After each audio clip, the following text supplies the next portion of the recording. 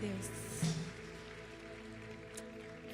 Nós acabamos de ouvir um breve relato da vida de Agar. E Agar, ela aparece entrelaçada na história de Sara e Abraão. E contextualizando para vocês aqui bem rapidinho essa história, Sara e Abraão, eles tinham a promessa, né, do filho que viria.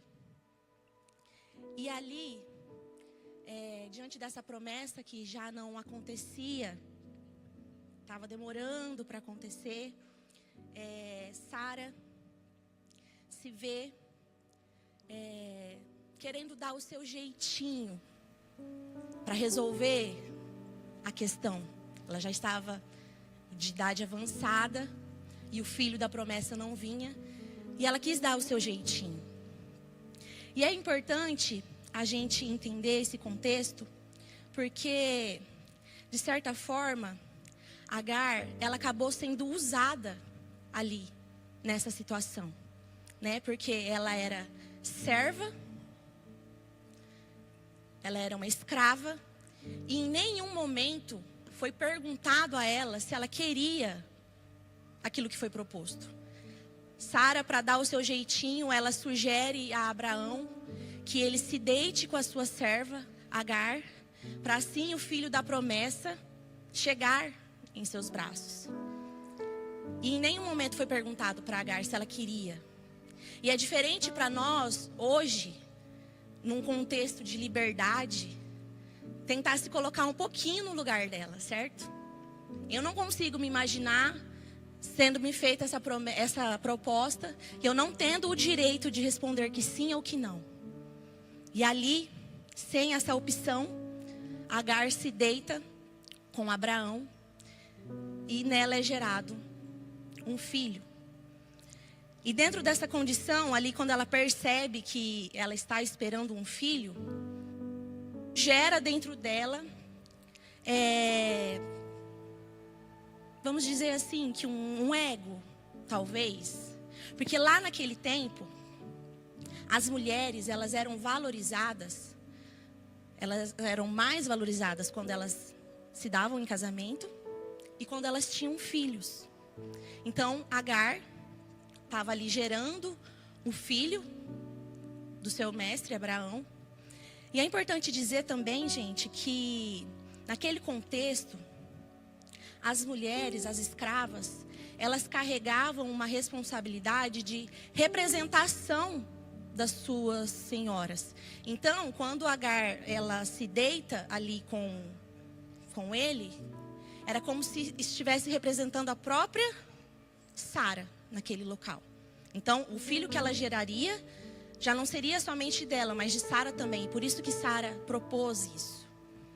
E ali, não tendo escolha, ela se lança, percebe que está grávida e começa a olhar com desprezo para a Sara, sua serva. E Sara se incomoda com aquilo, e aí ela vai e fala para Abraão colocar diante de Deus e julgar essa situação, dizendo quem estava certo e quem estava errado. E aí Abraão, nesse momento, ele entrega Agar nas mãos de Sara, no sentido de dizendo para ela: a responsabilidade é sua, faz com a sua serva o que você quiser. E ali, depois disso, a Sara começa a maltratar Agar. E Agar é tão maltratada, eu imagino, dá para entender, porque ela resolve, mesmo grávida, mesmo gerando um filho, ela resolve ali fugir para o deserto. Então, dá para se imaginar que ela estava sendo muito maltratada. Porque uma pessoa grávida, sair pelo deserto afora, sozinha, era porque ela estava vivendo uma condição muito ruim ali, naquele local. E ela sai pelo deserto, e ali no momento, né, sozinha, ela se vê diante de um poço. E ali, diante desse poço, ela tem um encontro com Deus. E aí, nesse momento desse encontro com Deus, pela primeira vez, o nome de Agar é mencionado. Porque até então, se você for reparar nos relatos que tem, nos versículos anteriores, em nenhum momento Abraão e Sara se referem a Agar pelo nome. Sempre é escrava, serva. Só que naquele momento, ali diante daquele poço, no meio do deserto, quando Agar tem um encontro com Deus, ele a chama pelo nome. O encontro no deserto refletiu a verdadeira identidade de quem Agar era. E é isso que acontece quando você tem um encontro com Deus, mesmo em meio ao seu deserto. Deus não chama você pela sua condição. Ele chama você por aquilo que em você é. Amém? E ali, Agar é questionada por que ela está ali. E ela fala, que ela estava sendo muito maltratada. E ali, quando Deus entrega a identidade de Agar para ela, ele a corrige e manda ela voltar para o senhorio da sua senhora e se submeter àquilo que ela estava colocando. Só que antes dela ir, ele faz uma promessa para ela. Ele fala: volta, se submete à sua senhora, e o teu filho que está dentro do seu ventre, ele também vai carregar uma herança de uma geração. Eu entrego uma geração, uma descendência para você numerosa e muito grande. Essa criança vai se chamar Ismael. E esse poço que ela está ali diante dele, antes dela ir embora e obedecer, ser obediente, porque ela foi obediente, ela voltou para casa. E antes dela voltar, é tão linda essa história, porque ela é chamada, vamos ler na Bíblia. É tão bonita essa passagem, que é importante a gente ler. Gênesis 16, pode abrir aí. Gênesis 16, a partir do versículo 7. O anjo do Senhor encontrou Agar no deserto, perto de uma fonte de água junto à estrada para Sur, e perguntou: Agar, serva de Sarai, de onde você vem e para onde você vai? Estou fugindo da minha senhora Sarai, respondeu ela. Então o anjo do Senhor disse: volte para sua senhora e se sujeite-se a ela. E acrescentou: eu lhe darei tantos descendentes que será impossível contá-los. O anjo do Senhor também disse: você está grávida e dará à luz a um filho. Dê a ele o nome de Ismael, pois o Senhor ouviu o seu clamor angustiado. Seu filho será um homem solitário e indomável, como um jumento selvagem. Levantará o punho contra todos e todos serão contra ele. Sim, ele viverá em franca oposição a todos os seus parentes. Então Agar passou a usar outro nome para se referir ao Senhor, que havia falado a ela, e chamou-o de tu és o Deus que me vê. Pois tinha dito: aqui eu vi aquele que me vê. Por isso, aquela fonte que fica entre Cádiz e Bered recebeu o nome de Beer-lahai, se não estiver errada a minha pronúncia. Antes dela ir, aquele encontro com ela, com Deus, foi tão profundo, foi tão intenso, que em toda a Bíblia, se a gente for analisar, Agar foi a única pessoa que deu um nome para o Deus que ela teve um encontro. E esse nome foi o Deus que me vê. Você não vai encontrar essa referência em nenhuma outra passagem da Bíblia. Em nenhuma outra passagem. Isso mostra para mim e para você que esse encontro foi tão íntimo, tão verdadeiro, tão profundo, a ponto dela se sentir tão íntima, tão conectada com Ele, de chamá-lo o Deus que me vê. E esse encontro foi tão profundo, tão íntimo, que esse poço, onde teve esse encontro, ele ficou cravado com esse nome, Beer-lahai, o Deus que me vê. Amém? Então aí Agar volta para sua senhora e se submete a ela. E aí passa o tempo, ela tem o filho. E aí a gente consegue ver já em Gênesis 21 que acaba acontecendo outro conflito entre Sara e Agar. Nesse momento, Sara já está com o filho dela da promessa nos braços, Isaac. E ali, quando o menino já foi desmamado, ele mostra, né, que no momento que houve o desmame, Abraão e Sara dão uma grande festa. E no momento dessa grande festa, Sara presencia uma situação e vê Ismael rindo de Isaac. E ela se incomoda com aquilo. E aí ela vai até Abraão e pede para ele se desfazer dela, se livrar dela. Só que na Bíblia a gente não consegue entender, não dá para identificar o motivo desse riso. Não dá para saber se ele estava rindo ali porque eles estavam brincando. Não dá para entender se ele estava rindo porque ele realmente estava caçoando do menino. A Bíblia não fala sobre isso. Mas ela fica incomodada. Isso gera algo ruim dentro dela. E ela vai até Abraão e pede para ele se desfazer dos dois. E Abraão fica incomodado com aquilo, porque Ismael também é filho dele. E aí ele fica confuso. E aí o Senhor orienta ele a seguir aquilo que Sara ordenar, que Sara falar. E aí Sara se desfaça deles. E aí no outro dia, pela manhã, Abraão pega um punhado de pão, um pouco de água e despede eles para o deserto. E mais uma vez Agar se vê no deserto. Dessa vez não mais com seu filho no ventre, mas com ele nos braços. E a hora que ela vai ali andando sozinha com o menino, e a hora que a provisão que tinha nas suas mãos acaba, ela começa a temer, começa a ficar com medo de morrer. E não querendo ver o seu filho morrer, ela deixa o menino e sai de perto para não ver o filho morrer de sede, de fome. E nesse momento o menino chora. E quando o menino chora, novamente o Senhor tem um encontro com Agar naquele deserto. Novamente o deserto, ele traz para Agar um fôlego de vida. Porque Deus fala para ela, pegue o menino, dê água para ele. Não tema. O deserto de Agar, já pela segunda vez, novamente trouxe para ela esse fôlego de vida. E com essa história, rapidamente, eu quero passar 3, 4 pontos para você, que essa história ensina para a gente. O primeiro deles é que o nosso encontro com Deus define a nossa identidade. Agar não era conhecida apenas como uma serva de Sara. Ela era apenas conhecida como uma serva de Sara. O nome dela não tinha sido pronunciado. A pessoa que primeiro menciona o nome dela é o próprio Deus. Deus, Ele não diz sobre você aquilo que você faz.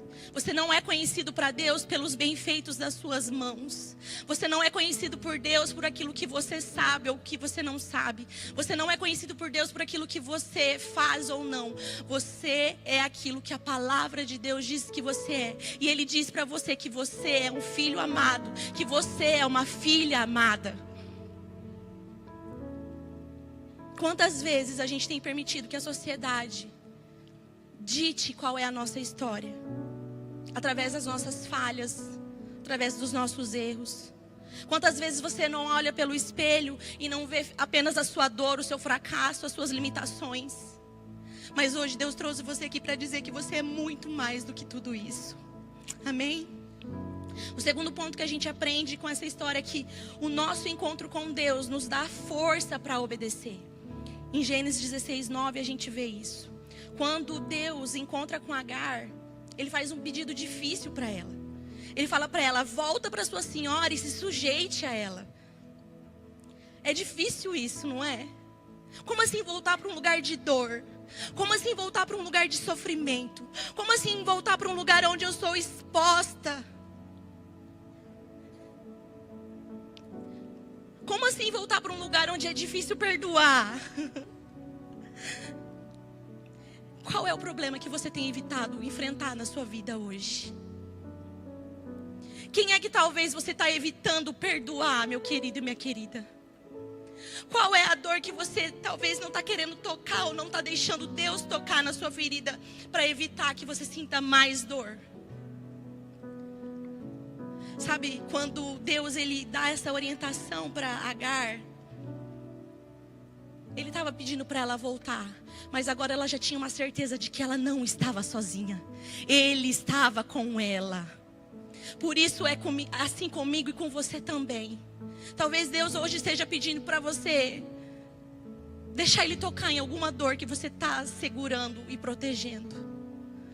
Libere isso, meu querido e minha querida. Deixa Deus tocar nessa ferida, porque é a certeza de que você não está sozinho. Ele está com você. Amém. O terceiro ponto que a gente consegue aprender com essa história é que Deus proporciona pra gente vida no deserto. Gênesis 21 fala sobre isso. Anos se passaram, Agar teve que voltar de novo para o deserto. E naquele momento que ela tem um encontro novamente com o Senhor, lá naquele poço de água, Deus fala para ela que Ele estava ali com ela. Era uma certeza. Deus a encontrou novamente no deserto. Então Deus abre os olhos de Agar e faz ela enxergar o poço de água, onde ela via morte. Deus começa a gerar vida novamente dentro dela. Qual é o seu deserto hoje? Qual é aquilo que é difícil para você? É um problema financeiro? É um problema num casamento? É um filho drogado? É uma doença que você já luta há tanto tempo e não adquire a cura? Deus está dizendo para você: eu te vejo e nesse deserto há um poço de água. Abra os seus olhos e contemple diante de você a presença manifesta do Espírito, proporcionando vida em meio ao teu deserto. Quarto ponto que a gente aprende com essa história: Berla Roy, o Deus que me vê. Agar é a única pessoa na Bíblia que dá um nome a Deus. O Deus que me vê. E esse não é apenas um nome teológico. É uma experiência, é uma expressão de vida. Agar experimentou do próprio Deus uma relação íntima, pessoal, profunda, que deu a ela a liberdade de dar um nome para o teu pai. Se coloque de pé. E mais do que ver você na sua limitação, mais do que Deus nos ver nas nossas limitações, Deus age. Deus é um Deus que age, porque a palavra dele diz isso. Então eu quero dizer para você, meus queridos, mamães que estão aqui, e também você que não é mãe, essa palavra também é para todas nós. Você é visto e conhecido por Deus. Não importa o que digam ao seu respeito, sua identidade está em Cristo. Deus te dá força para enfrentar qualquer situação, meus amados. Vocês não estão sozinhos, nós não estamos sozinhos. E terceiro, no seu deserto há um poço preparado por Deus. Eu quero que você repita essas 3 verdades. A primeira verdade, vamos lá. Eu sou visto. Fala com mais intensidade. Eu sou visto. Deus me dá forças. No meu deserto, Deus proporciona toda a provisão. Eu quero incentivar você a ficar com alguém do seu lado e orar por essa pessoa agora. Ore por essa pessoa que está do seu lado hoje. Em nome de Jesus. Erga a sua voz. Ore, libere vida. Libere vida. Libere vida. Existe um rio de vida fluindo aqui nessa noite. Declare hoje que esse Deus que te vê. Obrigada, Jesus. Obrigada por ser esse Deus que nos vê, ó Pai. Obrigada por ser esse Deus que nos dá a provisão. Obrigada por ser esse Deus, ó Pai, que não olha para nós, para nossas limitações, para as nossas mazelas. Em nome de Jesus, nós oramos e nós pedimos o fortalecimento do Teu Espírito sobre cada um que está aqui nessa noite. Em nome de Jesus, que o deserto, ó Pai, não seja um lugar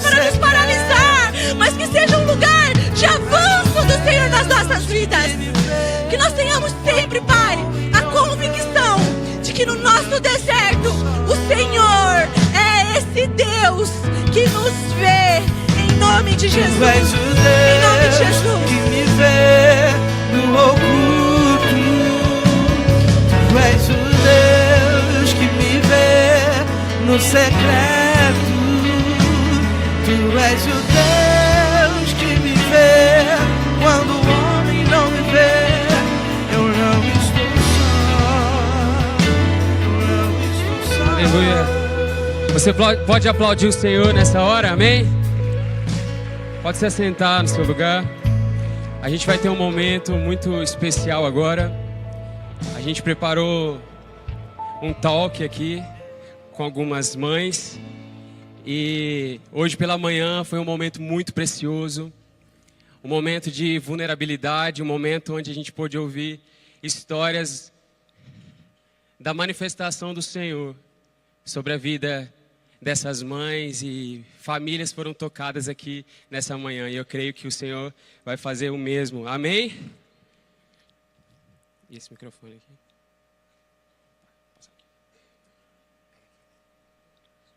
Amém. Gostaria que vocês se apresentassem aqui, começar aqui pela rua. Fala um pouquinho para o pessoal, seu nome, a sua história.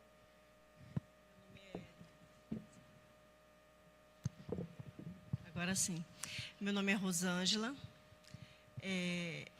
Eu fui mãe solteira, mãe solo, aos 23 anos. Hoje eu sou mãe divorciada, aos 49 anos. Eu tenho 3 filhos. O Vinícius, de 25. O Caleb, de 15, que é neuroatípico. E a Ana Júlia, de 12 anos. E atualmente eu atuo na coordenação pedagógica do Nova Inspiração. Amém. Nossa próxima mãe. Meu nome é Miriam, eu sou líder de Soma e tenho uma filha. O nome dela é Catiúcia, que serve também aqui na igreja. 35.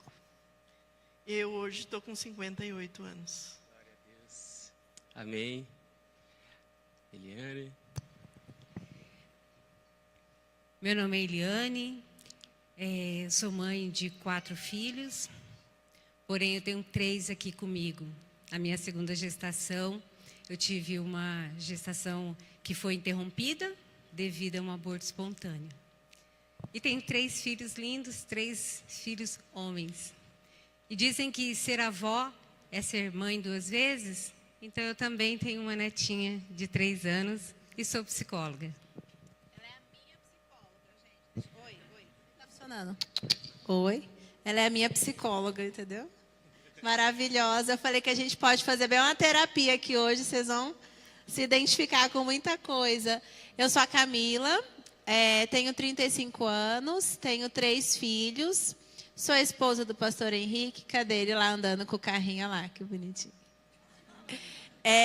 Sou a mãe da Maria Clara, de 8 anos, do Tito, de 6 anos, e do Petros, de 3 aninhos.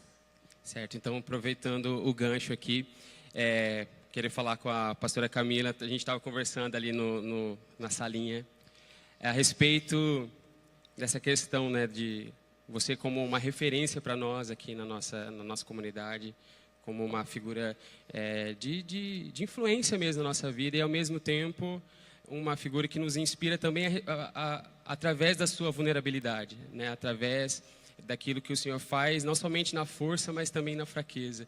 Queria que você compartilhasse um pouquinho com o pessoal a respeito disso, desses momentos que você já passou, essas tempestades, essas situações onde o Senhor ele foi o seu socorro, tanto através do seu momento de intimidade com Ele, como através da psicoterapia também. Falar um pouquinho para o pessoal a respeito disso. Amém. Então, gente, eu sou uma pessoa que eu sou extremamente transparente, né? E eu acho muito bacana que quando a gente se apresenta dessa forma vulnerável, as pessoas elas têm facilidade de se identificar, né, com o que a gente está passando. E às vezes as pessoas acham que pastor não tem problema, que pastor não grita com os filhos de vez em quando, que pastor não passa uns perrengues, né? Que pastor não tem situações emocionais. E como o Diego falou, eu tenho hoje 3 filhos. E quantas mamães aqui tem? Quantas mamães nós temos aqui? Levantem as mãos, por favor. Muitas mamães. Quantas mamães de mais de um filho nós temos aqui? Muitas mamães também. Então, parabéns para nós, né? Porque assim, não é uma tarefa fácil. Eu costumo falar que ser mãe, para mim, é a maior missão da minha vida hoje é ser mãe, né? Porque é uma responsabilidade muito grande que a gente tem de você ver um serzinho ali crescendo e sendo formado e você ter a responsabilidade de apresentar Cristo para aquela criança. O primeiro contato com Jesus que os nossos filhos vão ter é através das nossas vidas, não é na escola, não é na salinha da igreja, então é através das nossas vidas, né? Então é uma responsabilidade muito grande. E a gente é mulher, a gente tem a nossa rotina. Muitas e muitas mães hoje em dia, né, trabalham fora. Então é uma demanda emocional muito grande. E por mais que a gente tenha fé, por mais que a gente creia em Deus, por mais que nós tenhamos essa consciência de ter uma vida espiritual, né, relevante, de nos relacionarmos com Deus e com o Espírito Santo, a gente também tem as nossas emoções. E qualquer pessoa que tem demandas altas, essa pessoa, em algum momento, ela vai ter ali, né, as emoções dela afetadas. Então, até a Eliane está aqui. Amanhã tenho terapia, inclusive, 15h, minha sessão. E o que acontece? Eu estou aqui para falar para você que é mamãe, né? Às vezes a gente olha para outras pessoas, a gente se compara com outras pessoas. Hoje em dia, antigamente você era mãe dentro da tua casa com a tua família, o teu parâmetro era sua mãe, sua avó. Hoje em dia, com as redes sociais, a gente tem tantas outras pessoas que às vezes a gente olha, né? E a gente fica achando, aquela mãe é melhor que eu, aquela mãe não se estressa como eu me estresso. Então, além de todas as demandas que você tem da sua vida, você ainda olha para a vida do outro e você ainda se compara com o outro, né? Então, a gente está aqui para trazer experiências de mães que vivenciam realidades diferentes e para mostrar para vocês que todas nós temos situações e circunstâncias, né, adversas, e que o Senhor ele nos ajuda em todas elas, mas que não é errado e que não é um tabu você em algum momento precisar de uma psicóloga abençoada para te orientar, né, para te instruir e para às vezes nos ensinar ali num momento a lidar com as nossas emoções, né? Porque a gente está ali dentro da nossa casa, da nossa família, naquele contexto, e aí vem alguém de fora e enxerga de fora e fala, peraí, que a gente como mãe, a gente se cobra demais, né? Eu, por exemplo, vindo para cá, me cobrei umas 30 vezes, porque não dei lanche para Maria Clara, antes de sair a menina com fome, eu catei um presunto, falei, come o presunto, e viemos para o culto. Né? Na minha cabeça eu falei, meu Deus, eu tinha que ter dado uma coisa mais saudável, e assim, é uma culpa constante, né? E aí, nos relatos que eu trago para a Eliane em consulta, ela fala, Camila, né? E todo o resto que você faz de bom? Então, é muito bacana a gente ter essa abertura, né? De entender que em alguns momentos a gente precisa olhar e falar, não, peraí, eu preciso de ajuda, né? Muito bom. Eu achei muito interessante essa parte da psicoterapia, de conversar abertamente com uma psicóloga e tudo mais. Eu queria que a Eliane falasse a respeito dessa questão, né, dessa dualidade da fé e do buscar ajuda, né, porque quando a gente busca a psicologia, né, a psicoterapia, a gente está buscando também uma ajuda científica, né? A gente está buscando processos que estão também para além da fé, né? Então, existem coisas práticas que a gente precisa fazer, né? A fé, ela tem seu lugar, o momento com Deus precisa existir, Deus é a nossa força, Deus é tudo que nós precisamos, mas existem coisas que são práticas, são dia a dia, né? Como que entra isso dentro do set terapêutico? Você como psicóloga, como cristã, como que você pode inspirar as pessoas a respeito desse assunto? Bom, de fato, nós sabemos que ainda existe uma resistência de pedir ajuda. E como a Camila falou, é importante a gente ressaltar essa importância da gente acolher as nossas emoções, se expor à vulnerabilidade e, sim, se precisar, pedir ajuda. Né? Pode ser uma ajuda de um amigo, de um pai, de uma mãe, de um pastor, e, sim, pode ser ajuda de um profissional. A gente percebe que mães, muitas vezes, chegam sobrecarregadas no consultório, né? Chegam num estado de exaustão muito grande. E a sobrecarga, ela chega de uma maneira silenciosa. E quando você menos espera, você está exausta, você está adoecida. Então, é muito importante. Algumas pessoas falam, não, eu não preciso buscar ajuda, né? Eu tenho Deus, e amém. Deus é o que nos fortalece, Deus é o que nos sustenta, Deus é o que nos ampara. Mas, muitas vezes, nós precisamos, sim, buscar a ajuda de um profissional. Eu penso que é ter fé com sabedoria. É você reconhecer que você é humano. É você reconhecer que nós somos corpo, alma e espírito. E todas as áreas precisam de cuidado. Amém, glória a Deus. Vamos falar agora com a nossa mãe de oração, a mulher do quarto de guerra. Amém? Miriam, eu queria que você falasse um pouquinho disso, a respeito dessa mãe que às vezes, né, essa mulher que às vezes não é vista com tanta frequência nos holofotes, mas que está ali construindo algo que não está sendo visto, mas está ali construindo um fundamento, e o fundamento é isso, né? Algo que está ali construído abaixo da terra, mas é o que sustenta o todo, né? Falar um pouquinho sobre isso. Falar sobre isso não é muito fácil. Acho que eu vou chorar por conta disso. Porque existem momentos realmente que é você e Deus.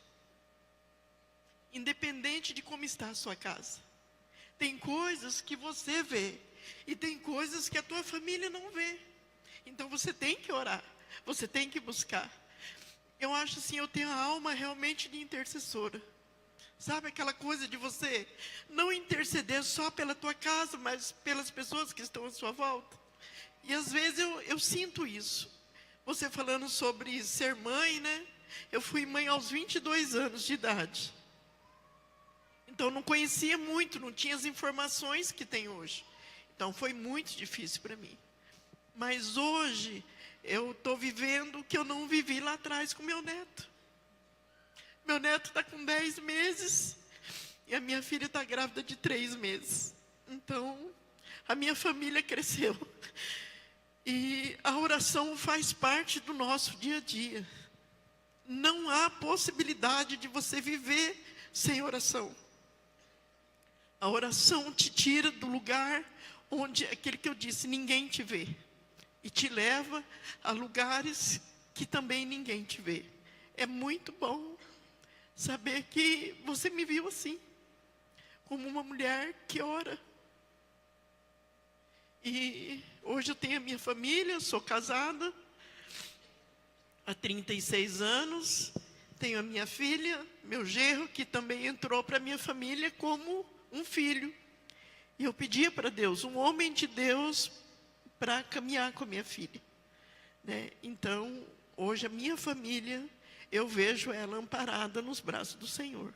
Não somente também pela minha oração, mas porque o Senhor os encontrou. E isso é muito importante, a gente ter a consciência disso, que o Senhor nos encontra.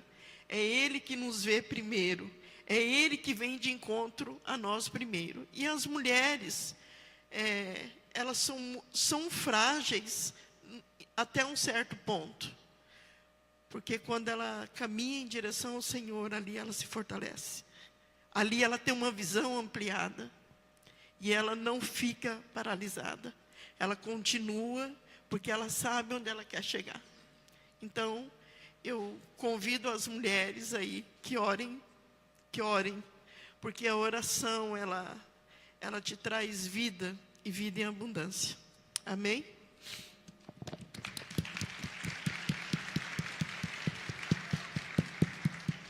Uma vez, Miriam, a gente estava aqui na igreja e a Rafa estava recém-formada e a gente estava nessa dúvida, né, nesse lugar de insegurança e, enfim, o que ia acontecer na vida dela, profissional e tudo mais. E você orou com a Rafa e ninguém sabia disso, só o Senhor, né, e é o suficiente. E você entregou uma palavra para a Rafa, você disse assim, o Senhor ele vai encher a sua agenda. Deus ele vai encher a sua agenda. E você repetia isso e orava pela vida dela. E hoje, para a glória de Deus, a agenda da minha esposa é uma das mais cheias da clínica onde ela trabalha, ajudando pessoas, ajudando crianças atípicas. Inclusive a gente vai entrar nesse assunto. Então eu louvo a Deus pela sua vida, pelo seu coração sensível à voz do Espírito. Vamos aplaudir o Senhor em nome de Jesus.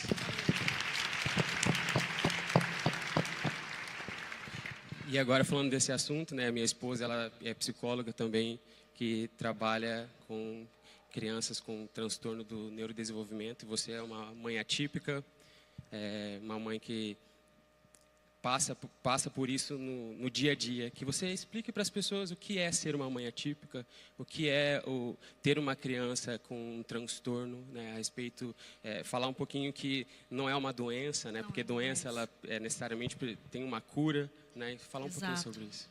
Exato. Quando a gente fala de mãe atípica, a gente já pensa naquela mãe que ela dorme, ela acorda e ela vive o seu dia a dia voltado totalmente para o seu filho. O Caleb hoje ele tem 15 anos, mas infelizmente nós tivemos um diagnóstico tardio. E a maior dificuldade hoje das famílias é justamente isso, os laudos, né, os diagnósticos.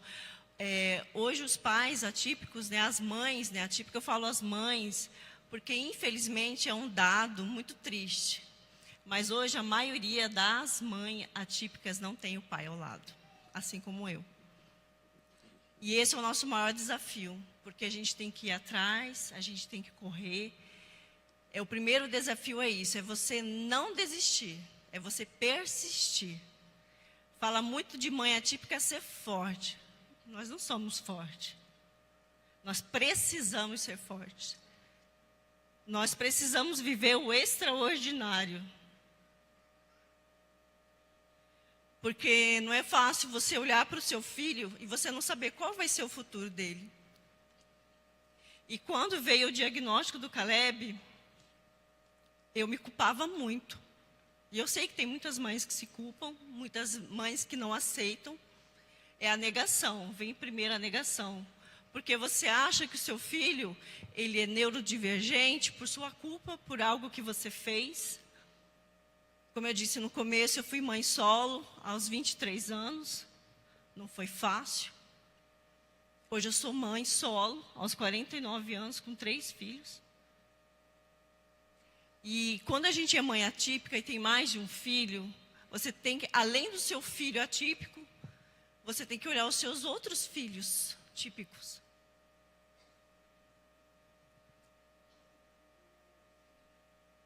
E falar que não é fácil, é fácil.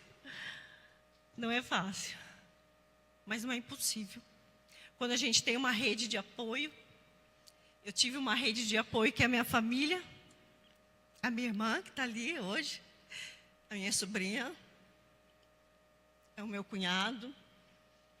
Então, assim, foram pessoas essenciais. A igreja, hoje eu posso falar com orgulho, pastor Henrique, que a igreja é minha rede de apoio, a minha pastora, né, minhas outras pastoras, que são todas minhas pastoras. E não é fácil, mas é Deus que nos sustenta. É Deus que está ali, a nossa fé é testada. Porque quantas vezes já chegaram para mim e falaram, você tem que orar. Você não crê que seu filho vai ser curado? Mas meu filho não é doente. Ele tem um transtorno. E a maior dificuldade hoje dos autistas é que o autismo ele não vem sozinho. Ele vem com as comorbidades, que são várias siglas, né? O TOD, o TDAH, o TDA, a ADI, que é no caso que o Caleb tem, a deficiência intelectual. Hoje o Caleb tem 15 anos. Hoje o Caleb fala, ele consegue se vestir sozinho. Ele consegue organizar a vida dele, no mundo dele. Eu quero dizer que eu estou muito feliz hoje, porque as luzes estão acesas. E ele não consegue frequentar o culto porque é escuro, porque tem barulho. Ele não gosta de usar o colar, do autista, ele não gosta de pôr o abafador, porque ele fala que todo mundo está olhando para ele. Ele não gosta de ser abraçado, igual eu falei hoje de manhã. Mas o fato dele não ser abraçado, não gostar de abraço, não quer dizer que ele não goste. Não quer dizer que ele ame. E hoje, com 15 anos, ele sabe dos desafios, dos meus desafios como mãe. Ele fala assim: mãe, apesar da dificuldade, do desafio, do cansaço, da exaustão, a gente tem que estar de pé todo dia. E a gente não pode desistir por ele. É descobrir o amor extraordinário. Ser mãe atípica é descobrir esse amor.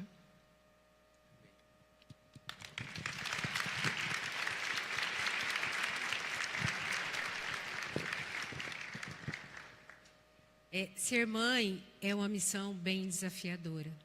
Ser uma mãe atípica, eu entendo que você tenha desafios talvez ainda maiores do que daquelas mães que não têm filhos atípicos.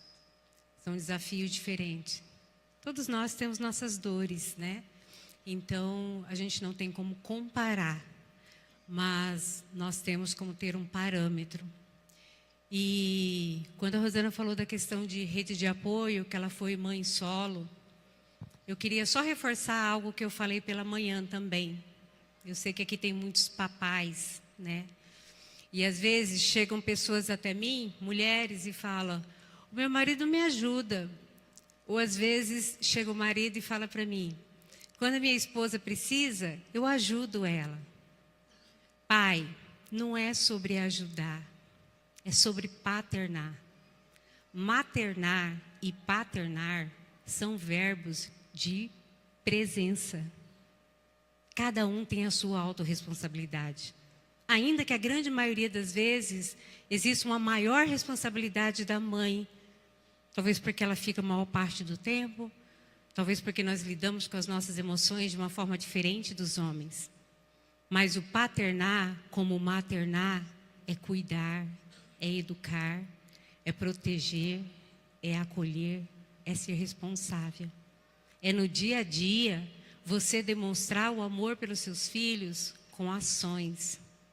E isso vai além de sangue, é sobre vínculo.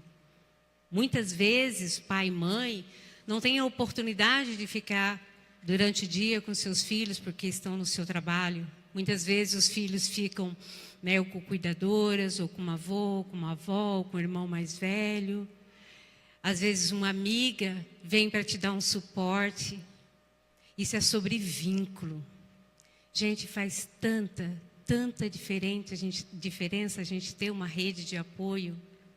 Eu, graças a Deus, tive o privilégio de ter minha mãe fazendo parte da criação dos meus 3 filhos. E isso fez muita diferença na minha vida. Porque ainda assim, eu enfrentei os meus desafios. E foram muitos desafios. Mas eu podia contar com ela, eu pude contar com amigas, eu pude contar com madrinha de filho meu. E quem me sustentou por muito e ainda me sustenta nessas fases de desafio, essas fases mais desafiadoras, sem dúvida, é o Senhor. A gente tem que buscar primeiramente a Ele. Eu falei de manhã e eu vou repetir. Ainda que a gente caia, mas que a gente caia nos pés de Jesus. Porque Ele nos dá a mão, Ele nos puxa, Ele nos encoraja e Ele nos direciona para falar: filha, tá tudo bem, vamos pedir ajuda?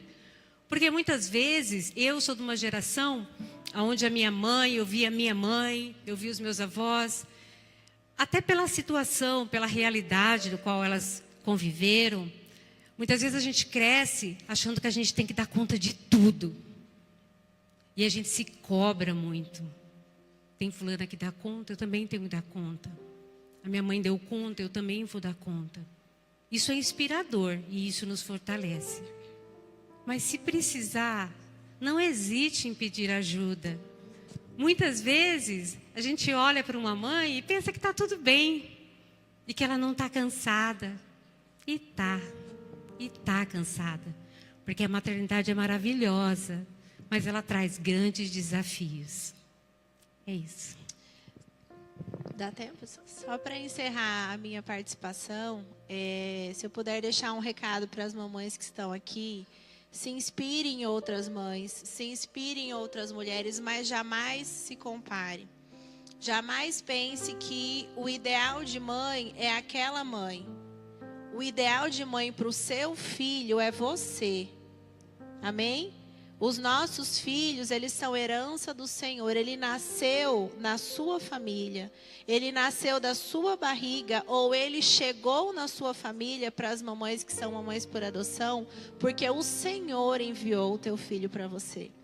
Então, se Deus enviou essa criança para você, é porque Ele acredita e Ele sabe que existem características específicas em você, mamãe, e em você, pai, para criar essa criança, para que ela cumpra o propósito para o qual ela nasceu. Amém? Então, nunca olhe para o lado e fale, aquela mãe é melhor do que eu, ou aquele pai é melhor do que eu. Você é o pai ideal para o teu filho e para a tua criança. E por mais que seja difícil, porque não é fácil, ser uma boa mãe, ser um bom pai não é fácil. Mas existe uma graça que nos capacita a fazer isso. Amém? Não é uma graça que vai te impedir de errar. Não é uma graça que vai te impedir de falhar. Mas até nesses momentos, o Senhor, Ele trabalha e Ele se revela para nós através da família. Né? Porque pai e mãe erram. E quando você erra, mãe, pai, o que você faz? Meu filho, vem aqui. Mamãe errou, me perdoa. E aquela criança vai crescer entendendo que sim, a gente pode errar, mas a gente também vai se arrepender. E assim como ela vai nos perdoar, e assim como em alguns momentos aquela criança vai fazer uma coisa errada e vai te pedir perdão, assim também o nosso Pai, Ele nos perdoa. Deus, Ele se revela para nós também através da família. Amém? Então, nunca se compare, se espelhe, se inspire. E sempre tenha convicção no teu coração que por mais difícil que seja, por mais desafiador que seja, cada fase da criança tem um desafio diferente. A hora que passa a fase que você tem que acordar a madrugada inteira, vem outra fase. Você fala, Deus do céu, né? Que horas que fica fácil? Não fica fácil. Em nenhum momento vai ficar fácil. As estações, elas vão mudar, os desafios, eles vão mudar, mas em todas as estações existe um Deus que é presente nas nossas vidas. E é algo que eu peço para Deus em todas as minhas orações. Eu falo, Deus, me dá sabedoria para educar os meus filhos, segundo a tua vontade. Né? Eu que tenho 3 filhos, cada um tem uma personalidade diferente. Né? Às vezes a gente escuta pessoas mais velhas falando, meu Deus, criei do mesmo jeito, cada um saiu de um jeito. É porque cada um é de um jeito, cada um tem uma personalidade diferente. Então eu não crio os meus filhos da mesma forma, eu não disciplino os meus filhos da mesma forma, mas eu peço a Deus todo dia sabedoria e instrução. Pai, como eu disciplino o Tito? Como eu instruo a Maria? Porque eles são seres individuais. E Deus tem um projeto específico para a vida de cada um deles. E a Bíblia fala que se nós pedirmos sabedoria a Deus, Ele vai nos dar deliberadamente. Amém? Então que hoje você peça sabedoria ao Senhor e que você aprenda a colocar isso nas suas orações. E você vai ver como as coisas vão fluir de uma forma diferente. Não que elas vão ficar fáceis, mas o seu dia a dia, ele vai se tornar mais dependente do Espírito Santo. E a palavra fala que ele é o Espírito da verdade, que nos conduz a toda a verdade. Então que o Espírito Santo seja o teu melhor conselho para instruir os teus filhos. Prometo que eu estou acabando. Hoje em dia, né, que nem a Miriam falou, antigamente a gente não tinha tantos conselhos. E sabe que eu acho que às vezes era até bom não ter tantos conselhos? Porque hoje em dia você tem acesso à internet, um fala que tem que macetar a comida, o outro fala que tem que comer a comida inteira. Um fala que isso faz... Então, assim, é um turbilhão de informações, é livro, é curso, e nada contra esses cursos, amém? É bom que você tenha, né, pessoas experientes ali para te instruir, mas cuidado com isso, porque esse excesso de informações, às vezes, pode te confundir. Sendo que a melhor informação que você precisa para educar os teus filhos está dentro de você, que é o Espírito Santo, está na palavra de Deus. Amém? Então, que nós tenhamos a noção dessa necessidade de dependência da palavra e do Espírito. Não só para decisões de vou conseguir um emprego novo, vou mudar de cidade, ou tenho que fazer isso ou aquilo. Mas para a criação dos seus filhos também existe uma instrução, através da palavra e da testificação do Espírito de Deus com o nosso espírito sobre o que fazer. Amém? Amém. Para encerrar, eu sei que cada uma aqui vive a sua realidade, que seja com um filho recém-nascido ou um adolescente. E não é só o recém-nascido que precisa da mãe, mas o adolescente também, né? E o seu senso de urgência, às vezes, em querer resolver tudo ao mesmo tempo. Então, dê tempo ao tempo, fale ao Senhor e Ele falará contigo, amém? Ser mãe atípica é viver entre silêncios e aplausos. É você, no seu silêncio, você confiar que seu filho vai ter uma melhora, que teu filho não vai ter uma crise, ou se ele tiver uma crise, ele vai passar pela crise, e você vai estar ali para segurar a mãe dele. É você aplaudir cada vitória, cada conquista, cada saída de uma terapia, e a profissional vinha ali falar: hoje ele avançou. É você aplaudir. Então, ser mãe atípica é viver entre silêncios e aplausos.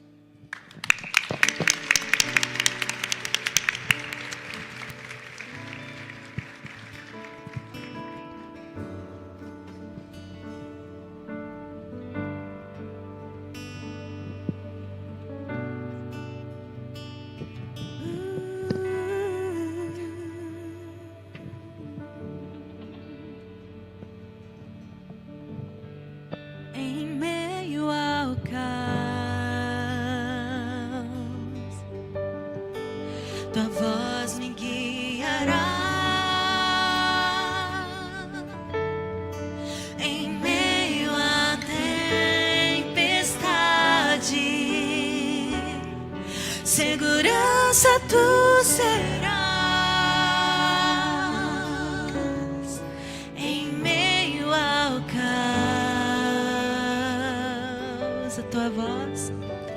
tua voz me guiará. Eu sei, Senhor, em meio à tempestade, segurança tu serás.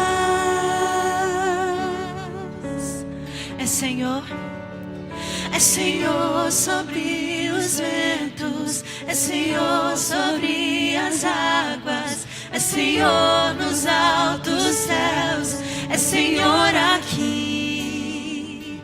Tudo está em seu domínio, tu me cercas com amor, e eu descanso em ti. És o meu bom pastor, meu melhor amigo. Sim, Pai, és o meu bom pastor, meu melhor amigo.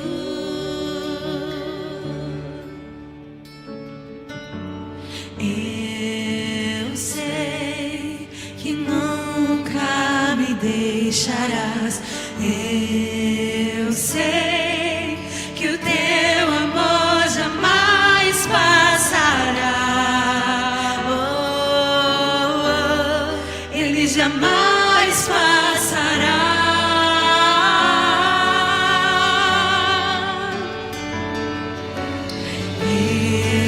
Eu sei que nunca me deixarás. Eu sei que o teu amor jamais passará. Ele jamais passará.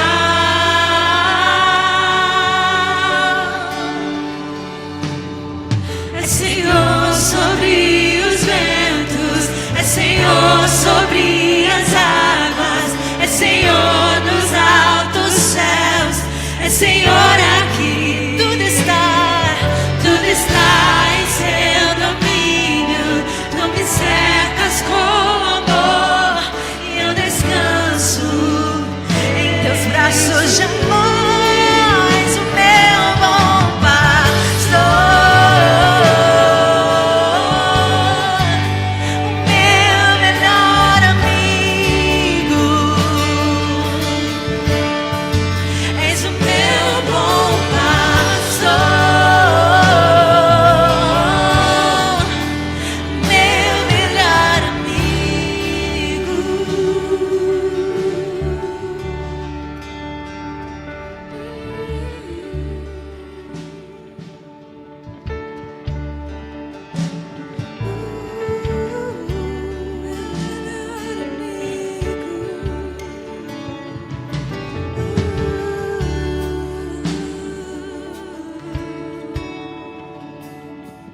É Senhor sobre os ventos, é Senhor sobre as águas, é Senhor nos altos céus, é Senhor aqui.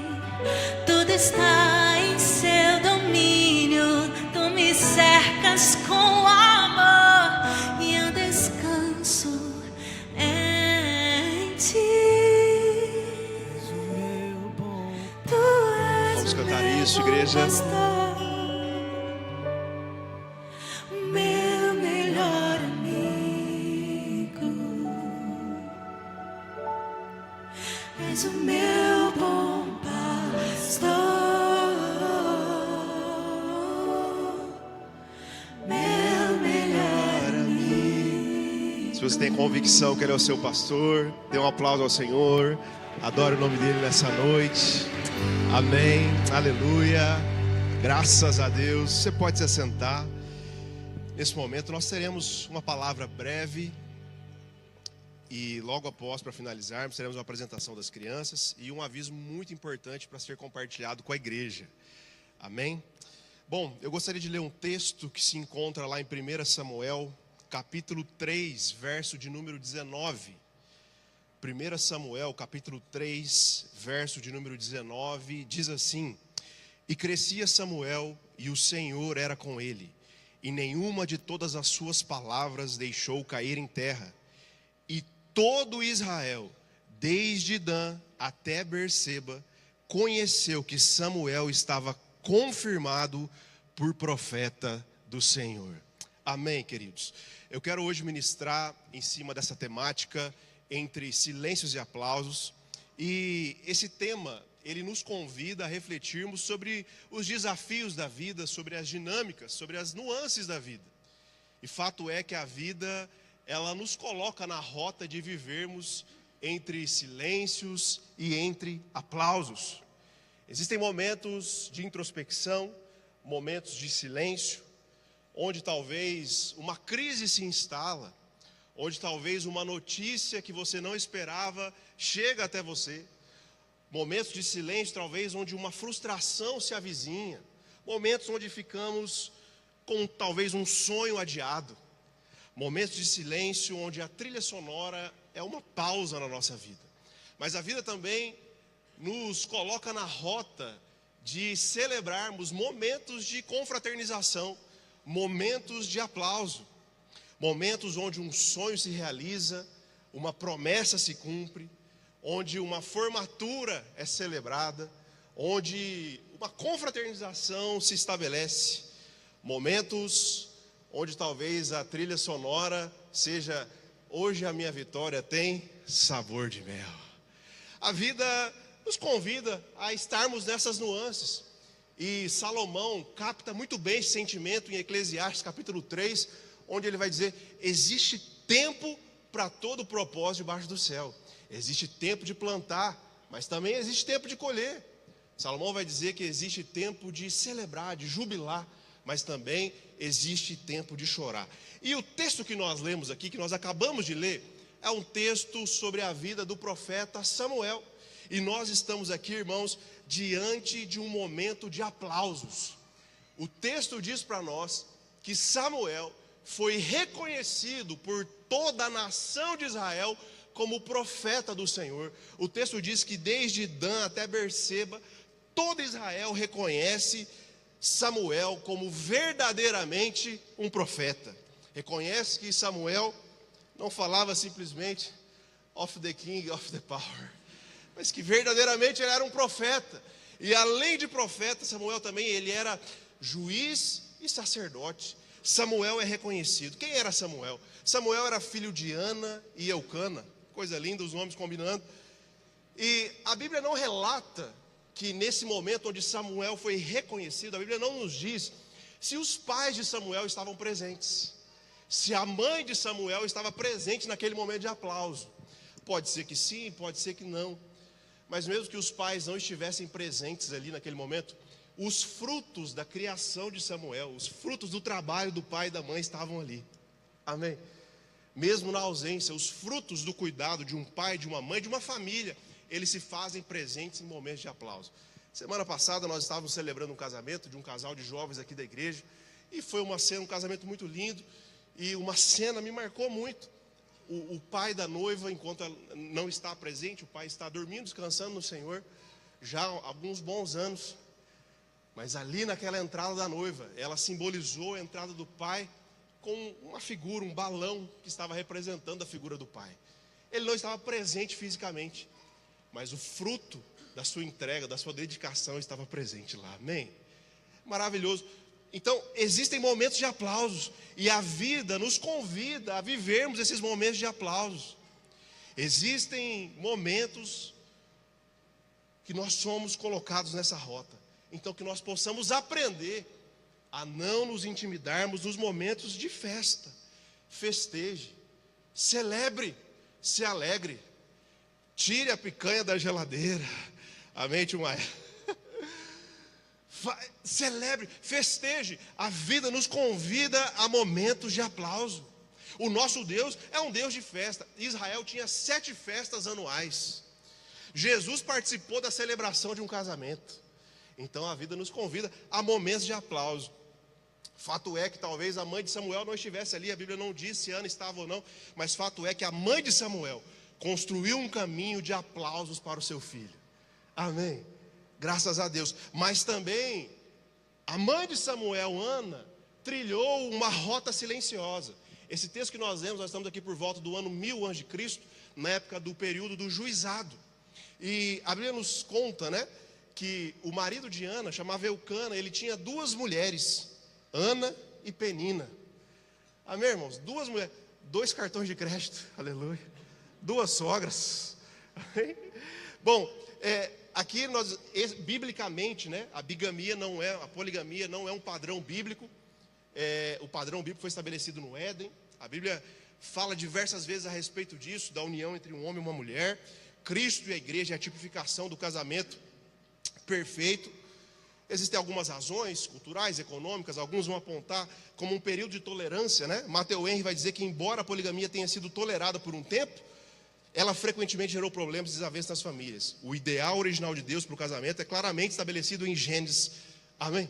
Então, era um momento ali de tolerância, mas fato é que essa Ana que pôde construir um caminho de aplausos para o seu filho, Ana também viveu um momento de silêncio. 1 Samuel capítulo 1, verso 3 e 5 diz assim: todos os anos esse homem subiu de sua cidade a Siló para adorar e sacrificar ao Senhor, Deus dos exércitos. Lá Ofni e Finé, os 2 filhos de Eli, eram sacerdotes do Senhor. No dia em que Eucana oferecia sacrifícios, dava porções à sua mulher Penina e a todos os filhos e filhas dela. Mas a Ana dava uma porção dupla, porque a amava, mesmo que o Senhor a tivesse deixado estéril. Então aqui, Ana, ela estava estéril. E a Bíblia nos diz que o Senhor havia deixado Ana estéril. Bom, nós estamos aqui diante de uma narrativa, não é um texto doutrinário. Existem outros casos de esterilidade, onde não é mensurado que o Senhor estava ali promovendo essa situação. Nós vemos o caso de Raquel, por exemplo. Então, isso não é um texto, não é um texto doutrinário. Nem toda esterilidade acontece dessa mesma forma. Mas o verso 7 diz assim: isso acontecia ano após ano, sempre que Ana subiu à casa do Senhor, sua rival a provocava e ela chorava e não comia. Então Ana vivia também as suas angústias, os seus silêncios. O verso 12 e 14 diz assim: enquanto ela continuava a orar diante do Senhor, Eli observava a sua boca, como Ana orava silenciosamente. Diga comigo, silenciosamente. Seus lábios se mexiam, mas não se ouvia a sua voz. Então ele pensou que ela estivesse embriagada. Ele disse: até quando você continuará embriagada? Abandone o vinho. Então aqui, Ana, diante dessa situação, diante da provocação de Penina, diante da incompreensão talvez de Eucana, diante da falta de percepção do sacerdote Eli, Ana orava silenciosamente. Então a vida vai nos colocar diante de rotas onde muitas vezes nos faltarão palavras. Ana orava ali em secreto, ela com o Senhor. Mas tem uma música de uma banda que eu gosto muito, da banda Rosa de Saron, que eles dizem assim, que Deus sabe ouvir as dores do silêncio. Até o teu silêncio é escutado por Deus. Amém, queridos? Bom, e eu quero aqui rapidamente traçar 7 pontos que aprendemos com a vida de Ana, que foi essa mãe que proporcionou um caminho de aplausos para o seu filho Samuel, mas que também viveu períodos silenciosos. 7 aprendizados que nós temos com Ana. Primeiro, mães nos ensinam a viver entre aplausos e silêncios. Nós acabamos de ver isso, foi o que a irmã Rosana trouxe para nós. Ana viveu isso. Momento de aplauso, é o nascimento de um filho, é a aprovação na escola, é a apresentação do Dia dos Pais na escola, não é isso? Momentos de aplauso. Esses dias eu estava aqui no CITES, com o João e com a Camila, e interagindo com os adolescentes, eu vi que havia um adolescente muito esperto, sabia muito de Bíblia. Eu falei: olha, eu quero conhecer o teu pai e a tua mãe. Aí os pais vieram buscar no final do culto. Eu falei: olha, eu estou aqui para parabenizar o filho de vocês, a educação que vocês têm dado para o filho de vocês. Porque notoriamente a gente percebe que existe algo sendo derramado sobre a vida dele. E quando o filho é elogiado, o pai, ele é de tabela elogiado também, não é isso? Então, a vida é assim. Mas também existem momentos de silêncio. As madrugadas, as noites em claro, as orações feitas em pensamento, as noites mal dormidas, talvez a preocupação com o futuro. Então, mães nos ensinam, primeiro ponto, a viver entre aplausos e silêncios. Segundo ponto, mães nos ensinam a viver a vida como ela é. 1 Samuel 1:8 diz assim: então Eucana, seu marido, lhe perguntava: Ana, por que você está chorando? Por que não come? Por que está triste o seu coração? Será que eu não sou melhor para você do que 10 filhos? Então Ana aqui estava chorando. E o interessante da Bíblia é que a Bíblia não nos poupa momentos assim, momentos talvez conflituosos. Aqui Eucana e Ana estavam ali discutindo, talvez numa DR. A Bíblia não nos poupa a humanidade das pessoas. E as mães nos ensinam a viver a vida como ela é. Porque não existem mães reborn. Pode ter o bebê reborn, mas mãe reborn não tem como, irmão. Mãe vive a vida como ela é. Nada se compara à maternidade real. Você pode ser pai e mãe de pet, tudo bem. Pode cuidar do seu cachorro, do seu cãozinho, mas não compara, irmão. Não está no mesmo patamar a responsabilidade de forjar o caráter de uma criança. Então, mães nos ensinam a viver, ensinam a reconhecer a nossa insuficiência. 4, mães nos ensinam a fazer entregas. 5, mães nos ensinam a depender de milagres. 6, mães nos ensinam a viver por um propósito. 2 Samuel capítulo 2, verso 18 diz assim: Samuel, contudo, ainda menino, ministrava perante o Senhor vestindo uma túnica de linho. Todos os anos sua mãe fazia uma pequena túnica e levava para ele, quando subia com o marido para oferecer o sacrifício anual. Eli abençoava Eucana e a sua mulher, dizendo: o Senhor dê a vocês, filhos dessa mulher, no lugar daquele por quem ela pediu e entregou ao Senhor. Então aqui, Samuel já havia nascido, e todos os anos ela ia até o tabernáculo, e ela tecia um vestido, uma túnica de linho para levar para Samuel. Porque Ana entendeu que ela entregou o seu filho para viver um propósito. E Ana estava cooperando com esse propósito, tecendo túnicas de linho para o seu filho Samuel. Quantas vezes todos nós, né, em especial hoje as mamães, tecem túnicas que impulsionam o filho para um propósito. Talvez não seja uma túnica física, mas por vezes é um conselho, por vezes é uma orientação, é uma túnica que está impulsionando os seus filhos a viverem para um propósito. e mães nos ensinam que vale a pena viver por um propósito, vale a pena se doar por um propósito, vale a pena cumprir o propósito de Deus nas nossas vidas. Amém. E último ponto, mães, falei, né, que mães nos ensinam a viver por um propósito. Então Ana fazia isso, fazia essa túnica.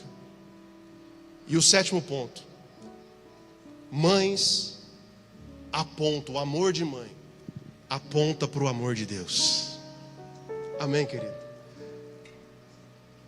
Por mais que uma mãe se doe, se entregue pelos seus filhos, nós sabemos que esse amor ele é limitado, que o ser humano ele possui falhas, mas a representação do amor de mãe nos aponta para o amor de Deus.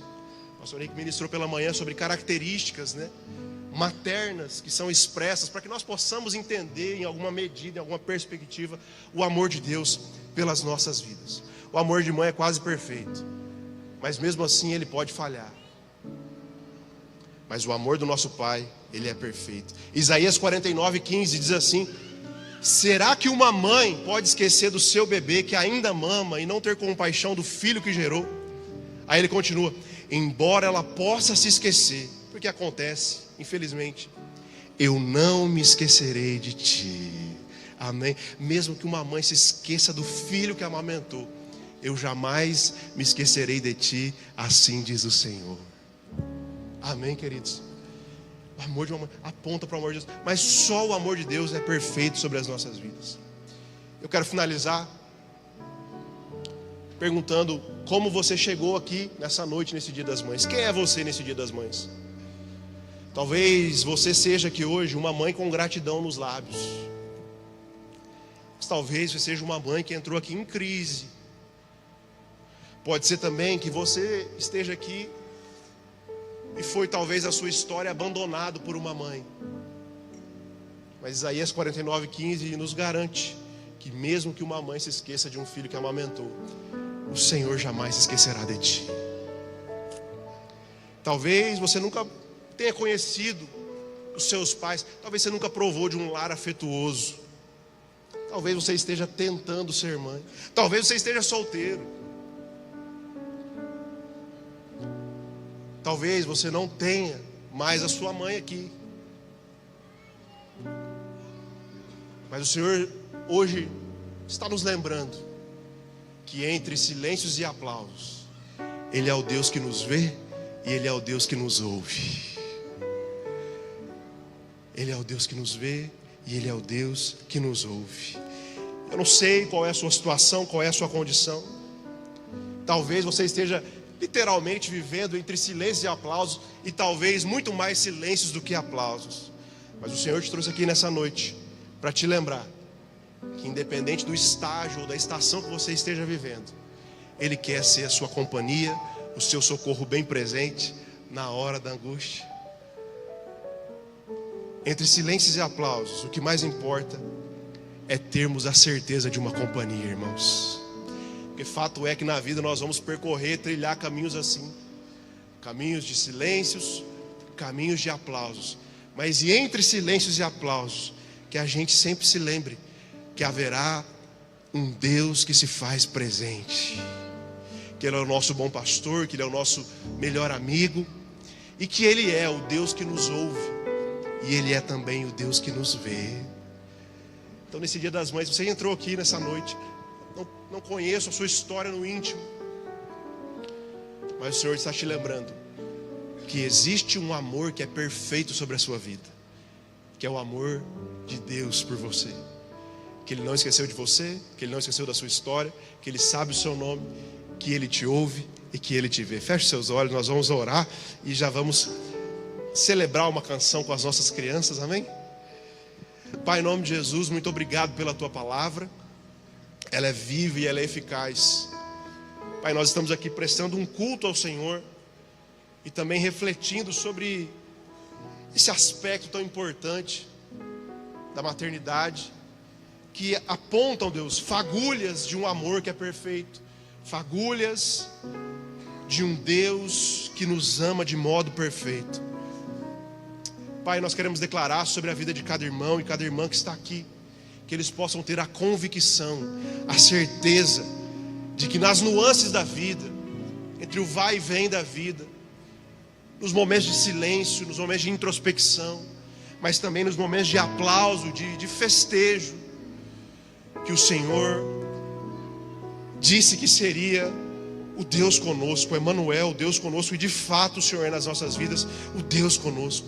Que nós possamos nesse dia, Deus, nos lembrar de um amor sublime, de um amor perfeito, Deus, que jamais se esquece de nós, que jamais se esquece da nossa história, que jamais se esquece dos nossos dias.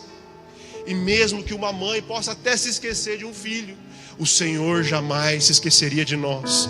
Nós te louvamos, nós te rendemos graça, porque um dia esse amor foi demonstrado por nós, através de um sangue vertido, através de uma entrega perfeita. Obrigado, Pai, pelo teu amor. Obrigado, Pai, pela vida que o Senhor confiou a cada um de nós, e que nós possamos corresponder à graça que foi repartida a cada um de nós, em nome de Jesus. Amém, amém. Você pode aplaudir o Senhor. Vamos receber também as nossas crianças. Amém. Enquanto as crianças vão entrando, só gostaria de te relembrar que após a participação das crianças, nós teremos aqui um aviso muito importante. Tudo bem? Então eu vou pedir para que você permaneça até o final. Nós estamos aí dentro do horário, tudo bem? Para que você possa aí receber esse aviso tão importante de algo que vai acontecer aqui na nossa comunidade. Então o pastor Henrique vai subir aqui no final e compartilhar esse aviso, que vai ser muito importante e vai marcar algo na nossa comunidade nesse ano. Amém? Graças a Deus. Nossas crianças estão se posicionando e nós já vamos cantar junto com elas.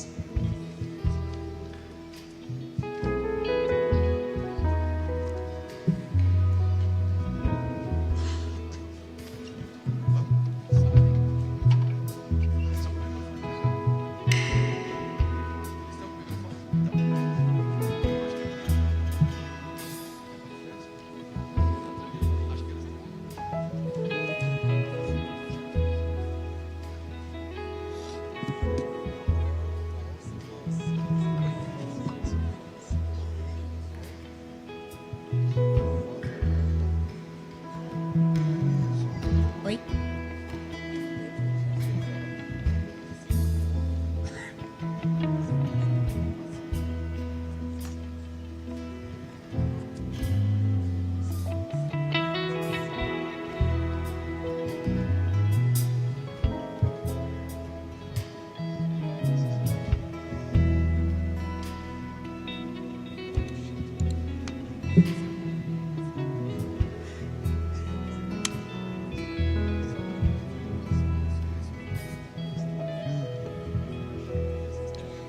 Mãe, no jardim da nossa vida, floresce teu cuidado. Teu amor faz tudo novo. Você está sempre ao nosso lado.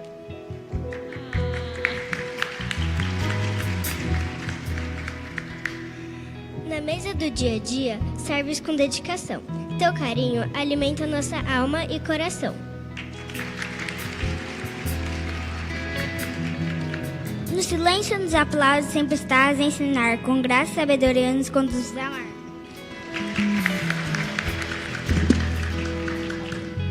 Teu exemplo é a luz que guia, farol na escuridão. És espelho de ternura, mãe, nossa inspiração.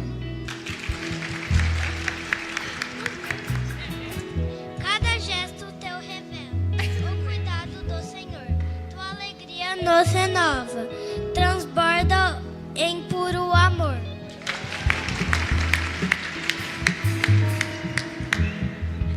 Em cada passo que damos, lá estás a nos guardar. Com teu olhar compassivo, ensinas a caminhar.